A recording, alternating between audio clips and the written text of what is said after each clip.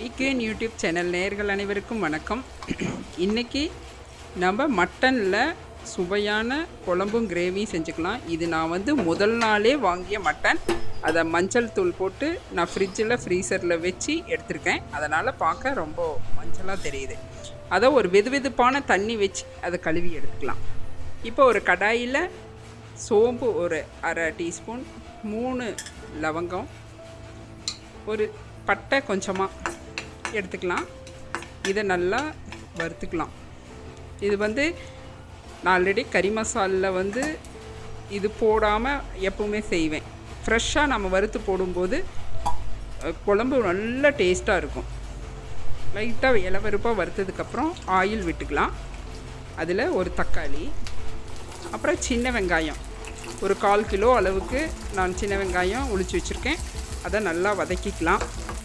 நார்மலாக மட்டன் குழம்பு இந்த மாதிரி நம்ம பொடி வீட்டில் ஹோம்மேடாக கறி மசால் ரெடி பண்ணி வச்சுருந்தாலும் ஃப்ரெஷ்ஷாக கொஞ்சம் சோம்பு, லவங்கம், பட்டை, கசகசா இதெல்லாம் சேர்த்தும் போது நல்லாயிருக்கும். அதுக்குள்ளே நம்ம ஜாரில் இஞ்சியும் பூண்டும் ஃப்ரெஷ்ஷாக அரைச்சிக்கலாம். எப்போவுமே மட்டன் குழம்புக்கு சின்ன வெங்காயம் நல்லா பொன்னிறமாக எண்ணெயில் வதங்கிடணும். அப்போ தான் அந்த குழம்பு நல்லா டேஸ்ட்டாக இருக்கும். நான் சொல்கிற இதே மெத்தடில் நீங்கள் இந்த மட்டன் குழம்பு செஞ்சு பாருங்கள், சுவை அதிகமாக இருக்கும். அதே மாதிரி இதுக்கு பச்சை கருவேப்பிலை நிறையா சேர்க்கணும். நம்ம கருவேப்பிலை நம்ம உடம்புக்கு ரொம்ப நல்லது. இந்த மாதிரி கொஞ்சம் கறி குழம்புலையெல்லாம் பச்சை கருவேப்பிலை நல்லா கணக்கில்லாமல் நல்லா குத்தாக சேர்த்துனோன்னா அந்த கிரேவியே பார்த்திங்கன்னா அந்த கலர்ஃபுல்லாக அந்த ஒரு எல்லோவும் க்ரீன் இந்த மாதிரி கலந்த ஒரு கலவையாக பார்த்தாவே சாப்பிட்ணுன்னு தூண்டும். அந்த மாதிரி ஒரு சுவையை கொடுக்கும். இதில் நம்ம பச்சை கருவேப்பிலை சேர்த்துனோன்னா நல்லா இன்னுமே நல்லா வதங்கட்டும். பொன்னிறமாக வெங்காயம் எவ்வளோ வதங்குதோ அந்த அளவுக்கு குழம்ப டேஸ்ட் கொடுக்கும். வதங்கிடுச்சு. இதை அப்படியே எடுத்து ஆற வச்சு அரைச்சிக்கலாம். இப்போ நம்ம மட்டனை தாளித்து கொடுத்துடலாம். நான் இன்றைக்கி குக்கரில் செஞ்சு காமிக்கிறேன். நான் நார்மலாக கடாயில் பாத்திரத்தில் தான் வைப்பேன். இன்றைக்கி குக்கரில் செய்கிறேன். ஏன்னா நேற்று எடுத்த மட்டன் அதை நான் ஃப்ரீசரில் வச்சதுனால குக்கரில் செய்யலான்ட்டு. கடுகு போட்டேன். சின்னதாக ஒரு கல்பாசி, இது நல்ல சுவையை கொடுக்கும். அதுக்காக சின்னதாக ஆப்ஷனல் தான். நீங்கள் வேணுன்னா கல்பாசி போட்டுக்கலாம், இல்லைன்னா விட்டுறலாம். கடுகு பொரிஞ்சதுக்கப்புறம் ஒரு சின்ன டீஸ்பூனில் அரை டீஸ்பூன் சோம்பு, ஒரு 2 டீஸ்பூன் அளவுக்கு இஞ்சி பூண்டு பேஸ்ட்டு நம்ம ஃப்ரெஷ்ஷாக அரைச்சி இதில் சேர்க்குறோம். நான் எப்போவும் ஸ்டோரேஜ் எல்லாம் பண்ணிக்கிறது இல்லை, அப்பப்போ அரைப்பேன். கருவேப்பிலை 2 கொத்து போட்டு தாளிக்கிறதுக்கு இது மட்டும் இருந்தால் போதும். குழம்பு சுவையாக இருக்கும். இதை நல்லா வதக்கி கொடுத்துடலாம். ஒரு சின்ன டீஸ்பூனில் மஞ்சள் பொடி சேர்த்துக்கிறேன். ஆல்ரெடி நம்ம கறியில் மஞ்சள் போட்டு தான் அதை கழுவியிருக்கோம். இருந்தாலும் அதுலேயே மஞ்சள் இருக்குது, கொஞ்சமாக போட்டுக்கிட்டால் போதுமானது. இந்த இஞ்சி பூண்டு கொஞ்சம் எண்ணெயில் நல்லா வதங்கட்டும், அந்த பச்சை வாசம் போகட்டும். இப்போ நம்ம கழுவி வச்சுருக்கிற மட்டன் பீஸை அதில் எடுத்து சேர்த்துக்கலாம்.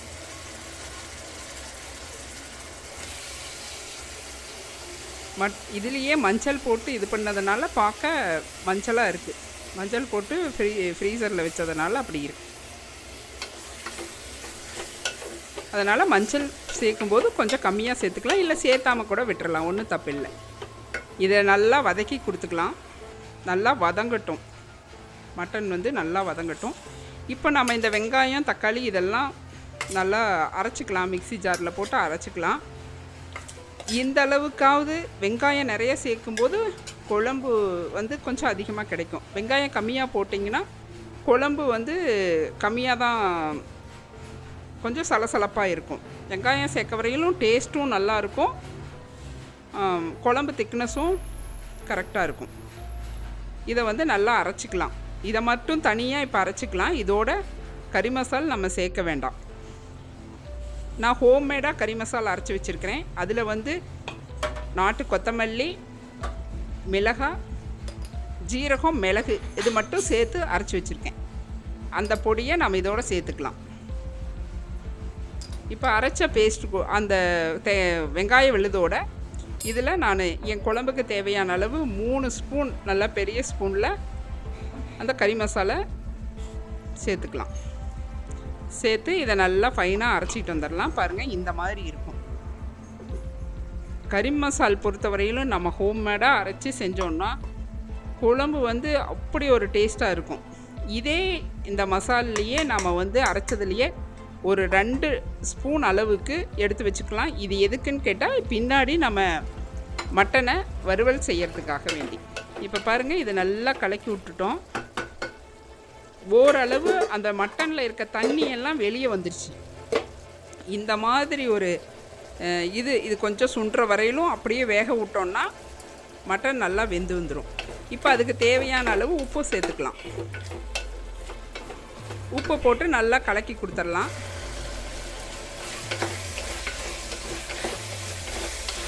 இது வந்து நான் ஃப்ரிட்ஜில் வச்சுருந்ததுனால நான் குக்கரில் செய்கிறேன். இல்லைன்னா நீங்கள் மண்பானையிலையோ அல்லது எதில் வேணால் சேர்த்துக்கலாம், பாத்திரத்துலேயோ செஞ்சுக்கலாம். இப்போ நம்ம அரைச்சி வச்சுருக்க சாந்தை இதில் விட்டுக்கலாம். நம்ம குழம்பு எவ்வளோ தேவையோ அதுக்கு தகுந்த அளவுக்கு தண்ணி கலந்து வச்சுக்கலாம். குழம்போட திக்னஸ் எப்படி வேணும் அப்படியோ அதுக்கு தகுந்த மாதிரி நம்ம தண்ணி கலந்து பண்ணிக்கலாம். எனக்கு இந்த அளவுக்கு போதுமானது. பாருங்கள், நல்லா எல்லாமே போட்டு கலக்கி விட்டாச்சு. இப்போவே உப்பெல்லாம் செக் பண்ணிக்கலாம். செக் பண்ணிக்கிட்டு நாம் மூடி போட்டு ஒரு 3 விசில் அல்லது ஒரு விசில் விட்டு சிம் பண்ணி, அடுப்பை சிம் பண்ணி இன்னொரு விசில் விட்டு இறக்கிக்கலாம். பாருங்கள், எல்லாம் எண்ணெயெல்லாம் பிரிஞ்சு சூப்பராக கமகமகமான்னு ரெடி ஆகிடுச்சு. பாருங்கள், எண்ணெயெல்லாம் மேலே முதங்கி வந்துருச்சு. பார்த்தீங்களா? இந்த அளவுக்கு எண்ணெய் விட்டு இது பண்ணிட்டாவே நம்ம குக்கர் ஓப்பன் பண்ணும்போது அப்படியே கமகமான்னு வாசம் வரும். மட்டன் பீஸ் நல்லா வெந்து வந்துருச்சு. இப்போ இதை ஒரு தாளிப்பு கொடுத்துடலாம். இப்போ வந்து தாளிக்கிறதுக்கு ஒரு சிலர் வெங்காயம், தக்காளி இதெல்லாம் சேர்த்துவாங்க. இதில் ஹைலைட்டே நம்ம அதை சேர்க்கல. மேக்ஸிமம் அது வந்து மட்டனோட சுவையை மாற்றிடும். அது இல்லாமல் சுவையை சூப்பராக பண்ணுறதுக்கு இப்படி தான் செய்யணும். கடாயில் எண்ணெய் விட்டு கடுகு போட்டு பொரிஞ்ச உடனே சும்மா ஒரு பிஞ்சு சோம்பு சேர்த்துக்கலாம், வாசனைக்காக மட்டும்தான். அது நல்லா பொரிஞ்சு வரட்டும். குவான்டிட்டியை அதிகம் பண்ணணும் அப்படின்னா வெங்காயம், தக்காளி இதெல்லாம் சேர்த்துக்கலாம். நம்ம ஒரு பீஸு வைக்கும்போது கொஞ்சம் நிறையா தெரியும். பட் ஆனால் டேஸ்ட்டை வேறு மாதிரி மாற்றும். இஞ்சி பூண்டு பேஸ்ட்டு சேர்த்துக்கலாம், 1 ஸ்பூன் சேர்த்துக்கலாம். ஆனால் அது இல்லாமல் இந்த மாதிரி செஞ்சிங்கன்னா அந்த மட்டனோட சுவை மாறவே மாறாது. ஒரு சின்ன டீஸ்பூன் கரம் மசாலா சேர்த்துக்கலாம். இதோட கரம் மசாலா சேர்த்துட்டோன்னா நம்ம ஸ்பைஸ், பட்டை, கிராம்பு இதெல்லாம் எதுவும் இப்போ சேர்க்கலை. ஸோ அதனால் கரம் மசாலா ஒரு சின்ன டீஸ்பூன் சேர்த்துக்கலாம். பச்சை மிளகாய் சேர்த்துக்கலாம், ஒரு 2-3. நம்ம காரத்துக்கு ஏற்ப பச்சை மிளகாய் சேர்த்துக்கலாம். உங்களுக்கு பிடிக்காது அப்படின்னா நீங்கள் வரமிளகாக கூட இதில் சேர்த்துக்கலாம். ஒரு கொத்து கருவேப்பிலை சேர்த்துக்கலாம். இதெல்லாம் நல்லா வதங்கி வரட்டும். இப்போ பாருங்கள், நீங்கள் அந்த சொன்ன மாதிரி வெங்காயமும் இதுவும் இல்லாமல் செஞ்சு பாருங்கள். நம்ம எடுத்து வச்சோம்ல 2 ஸ்பூன் வந்து நம்ம அரைக்கும்போது பேஸ்ட் எடுத்து வச்சோம்ல, அந்த பேஸ்ட்டை இதோடு சேர்த்துக்கலாம். இதெல்லாம் பச்சை வாசம் போகிற வரையில் நல்லா கலக்கி கொடுங்க. இதில் நம்ம தக்காளி சேர்க்கல, வெங்காயம் சேர்க்கல.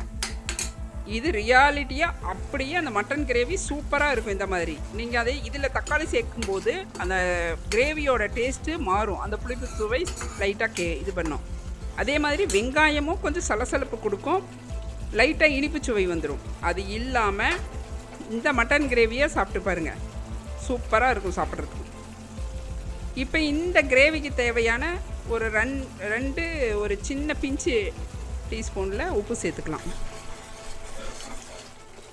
இல்லைன்னா இதில் உப்பு கம்மியாக இருக்கும், அதுக்காக கொஞ்சமாக சேர்த்துக்கலாம்.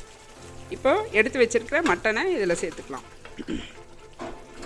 இது அவ்வளோதான் இதில் சேர்க்க வேண்டிய பொருள் வேறு எதுவுமே கிடையாது. இது மட்டும் சேர்த்து நீங்கள் அந்த மட்டன் கிரேவியை செஞ்சு சாப்பிட்டு பாருங்கள், சும்மா அட்டகாசமாக இருக்கும். அப்படியே மறுபடியும் எப்போ சாப்பிடுவோம் அப்படிங்கிறது அந்த கடாயே ஃபுல்லாக வலித்து சாப்பிட்ற அளவுக்கு இருக்கும். இது பாருங்கள், அந்த எண்ணெய் லைட்டாக பிரிஞ்சு வந்துடும். அந்த அளவுக்கு நல்லா வதக்கி விட்ருங்க. அந்த கிரேவி அப்படியே சுண்டி வருது பாருங்கள், அப்படியே பார்க்கவே அழகாக இருக்குது பாருங்கள். இதில் நம்ம நறுக்கி வச்சுருக்கிற கொத்தமல்லியை தூவி விடலாம். இது சாதத்தோடு சாப்பிட்லாம், இட்லி கூட சாப்பிட்லாம், தோசை எதுவோட வேணாலும் சாப்பிட்லாம். மட்டன் கிரேவியில் மெயினாக வெங்காயம் தக்காளி இல்லாமல் இந்த மாதிரி கிரேவி செஞ்சு சாப்பிட்டு தான் பாருங்களேன், எப்படி இருக்குன்னு நீங்களே பார்த்துட்டு சொல்வீங்க. இதை வந்து நான் இட்லி கூட வச்சு சாப்பிட்றேன். இட்லியோடையும் சாப்பிட்லாம், சாதத்தோடையும் சாப்பிட்லாம். நான் இட்லியோட சுட சுட இட்லியோட இந்த கிரேவியை வச்சு சாப்பிட்டா சூப்பராக இருக்கும். நீங்கள் இதே மாதிரி உங்கள் வீட்டில் இதே மாதிரி செய்யுங்க. எந்த மாற்றமும் இல்லாமல் இதே மாதிரி செஞ்சீங்கன்னா சூப்பராக இருக்கும். அது எப்படி இருந்தது அப்படின்னு நீங்கள் செஞ்சு சாப்பிட்டுட்டு கமெண்ட்டில் சொல்லுங்கள். பாருங்கள், ஆவி பறக்க இப்படி சாப்பிடும்போது அப்படியே சும்மா அல்டிமேட்டாக இருக்கும். எப்போ செய்கிறது மறுபடியும் அப்படிங்கிற மாதிரி இருக்கும். சரிங்களா? இதே மாதிரி இதே மெத்தடில் ஃப்ரெஷ்ஷாக செய்யுங்க. சாப்பிட்டுட்டு எப்படி இருந்ததுன்னு சொல்லுங்கள். பி குயின் சேனலை லைக் பண்ணுங்கள், சப்ஸ்கிரைப் பண்ணுங்கள். மீண்டும் அடுத்த வீடியோவில் சந்திக்கலாம். நன்றி, வணக்கம்.